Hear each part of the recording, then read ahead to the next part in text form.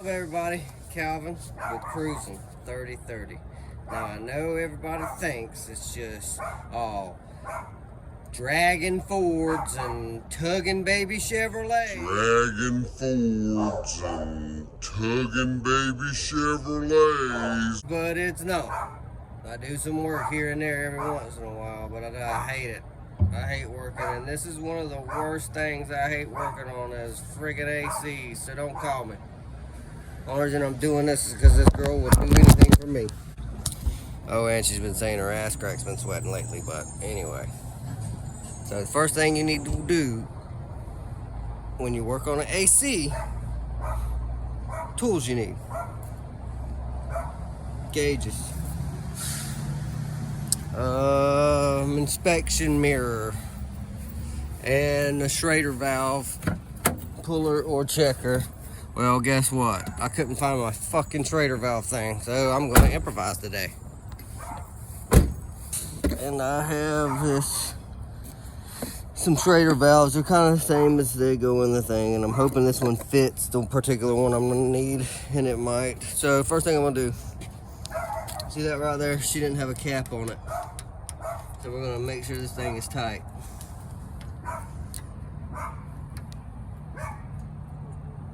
And it's tight. And I'm gonna pop off the bottom one.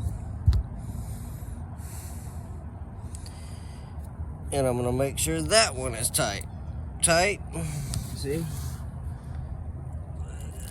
There, we're gonna make sure that's tight. I don't know if you can see it. Just give it a little tight and make sure it's tight, because sometimes they will leak. And she didn't have a cap on it, and I don't know why. Probably me, because I was the last one that worked on it. This ain't working. And oh yeah, I just gotta say this.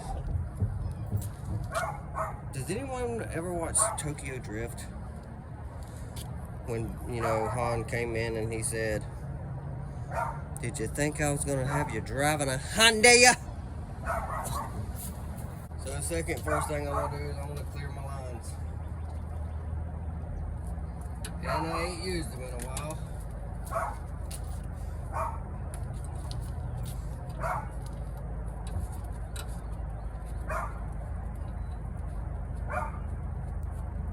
They were leaking a lot. I'm gonna open them up. Crack this one. Oh damn, Calvin.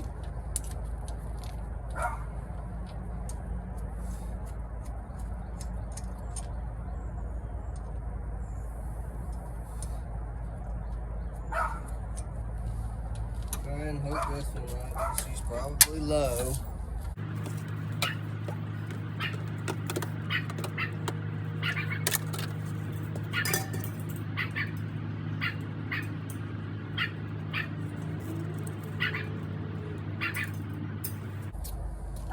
Oh yeah, and you're gonna need a vacuum pump. So, but the first thing we're gonna do, we're gonna check the static pressure. This car has not ran all night. She called me last night and said my ass crack was sweating. And I'm like, what do you want me to do about it? She's like, can you come pick my AC? I'm like, okay, well, whatever. And so I said I'll come back and do it in the morning, because the car sat all night, and now the pressure should be level when you put the gauges on them. First thing you want to do.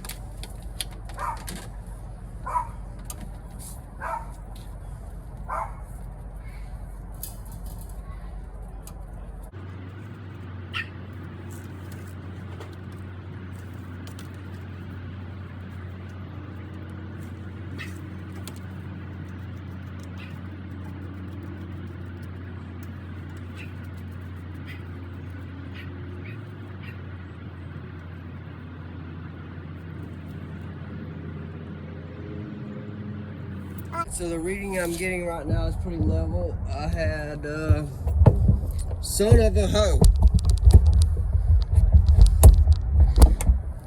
So the pressures I'm getting are kind of level at this point. I had 5 pounds of pressure in my red line when I first started, so I'm gonna give it, it's pretty level at this point. So she's low. So we're just gonna get her going so she'll leave me the fuck alone. We're just gonna get her going so she'll leave me the fuck alone. So now I'm going to start the car, put it on full high AC, let it run for a minute, let it stabilize, let it warm up, and then we'll add some Freon to it.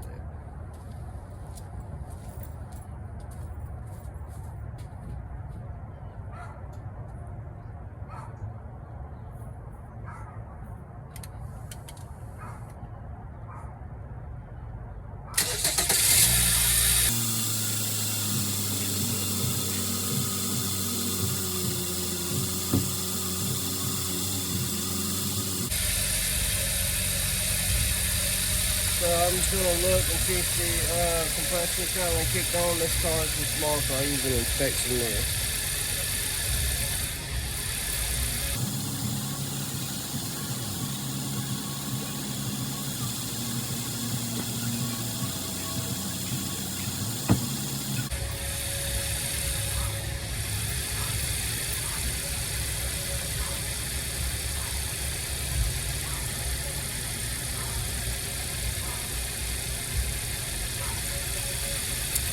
Compressor is running, so first thing, check the static pressure. Make sure you got some Freon in it and that it's level. And then we want to make sure that it's level. Then we'll start the car. Not going to too much worry about adding if it's got a leak or not, unless she calls me back. Last time I put in Freon was about 1.5 years, 2 years ago, I believe. Can't remember. But she had somebody else work on it since I did, so they might have screwed it up. So we're just going to give her some Freon and let it ride.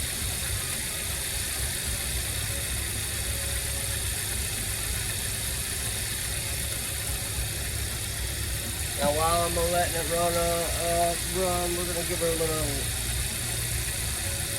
inspect. Check under that hood. Maybe give her a little exhaust smell and make sure she's burning right. Smell a little rich. This car's actually had a new motor installed in it.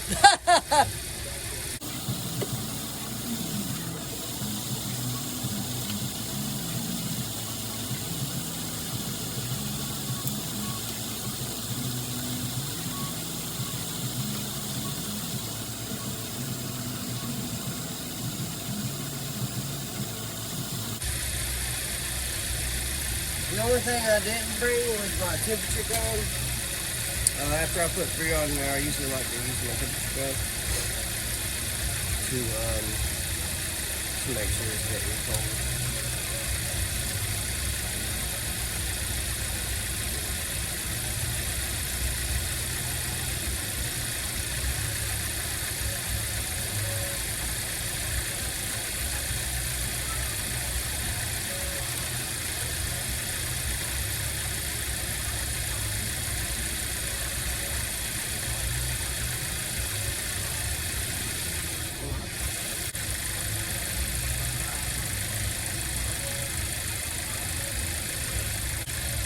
So I'm going to start with liquid, and then I'm going to put the bottle back over and give her a little, air. Give her a little, air.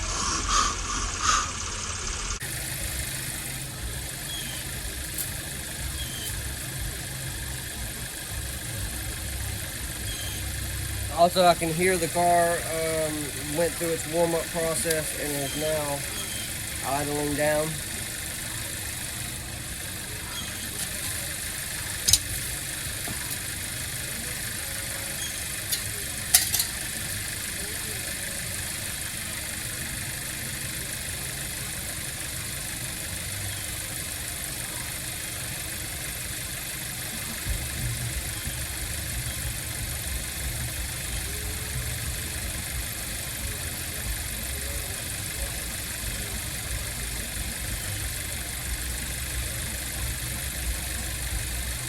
Now, you don't want to give it too much at one time.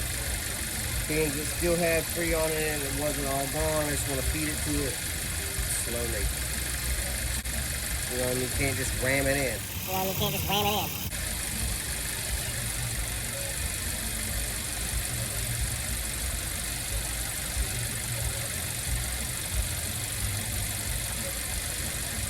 Feed it slow.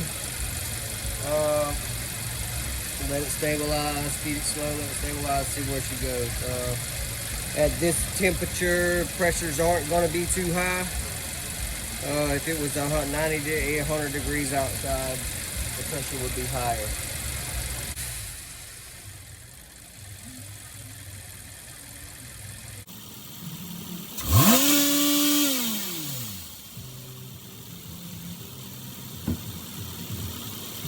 And I noticed when this car has enough Freon in it, it runs like dog shit.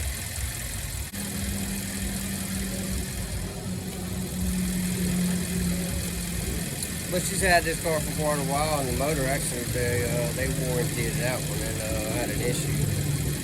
Like the block cracked or something like that. And shoot, you must have had this car for 4 years, and they warranted that engine. Crazy shit.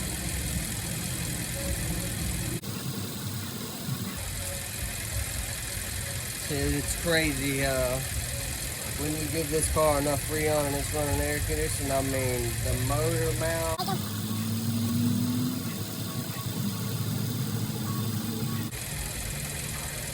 Now, like I said, it's probably 75 degrees, 80 degrees at this point, and the car was not running previously, so the pressures are naturally going to be lower. If my pressure side the high pressure side was not fluctuating at all, then I may have an issue with the pressure switch, maybe. I don't know. I don't know what I'm doing here. All I know is what I know.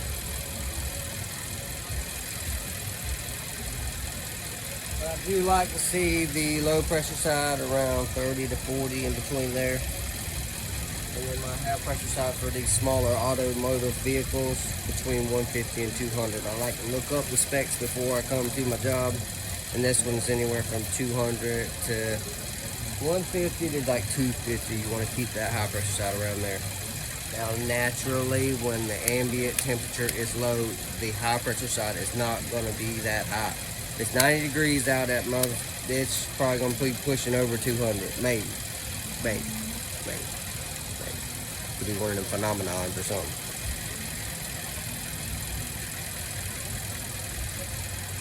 Now the reason that we charge so much for this is because it's hard as hell. It's hard as hell. I'll put it to you that way. But I need to sit here and wait and watch these gauges drop back down and stabilize every time. Slowly add your Freon.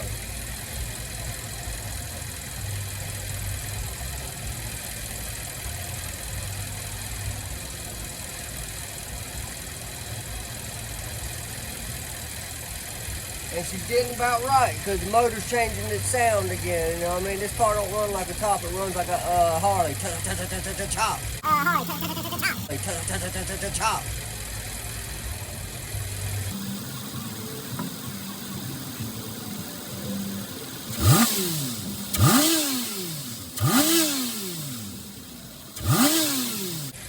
Oh yeah, I know you see that over there. You can buy these shock struts at Napa. So Misty, when you watch my video, you can go to Napa and buy those struts right there from Napa. That way I ain't gotta find a board when I get here. I charge extra for that.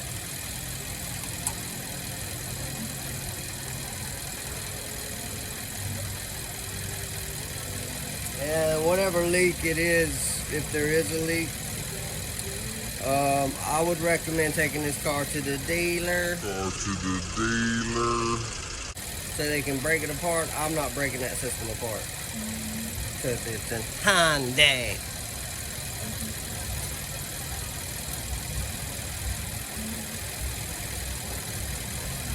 But as of now, the leak's not really that too bad to worry about. I mean, she still had Freon when I got here. I didn't have to put the vacuum pump on it.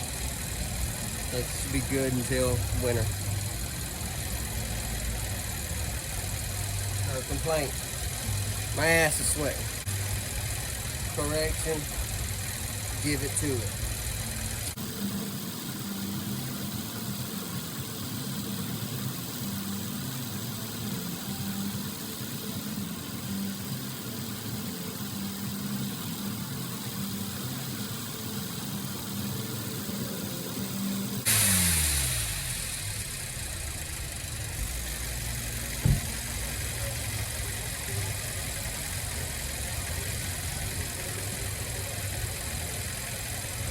Alright, so I'm stabilized now between 150 and 200. Now, like I said, when it gets 100 degrees outside and she comes out here and starts this thing, and if she turns the AC on, that pressure will be higher. I'm stabilized between 30 and 40 here. I like that. I like it. Nah, I mean, just go by what you know. Listen to that engine. When the engine runs off the AC, it bogs the engine down. So this car, I don't know why it runs so rough when it's leveled out on the Freon, but it does. It runs like shit.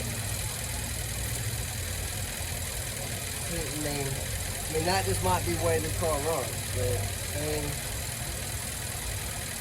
it just seems like it's jerking way too much. So she's pretty much stabilized where she needs to be. This was cruising 30-30. Like I said, it ain't all Chevrolets and Dragon Fords all the time. So cruising 30-30 out. Bang, bang.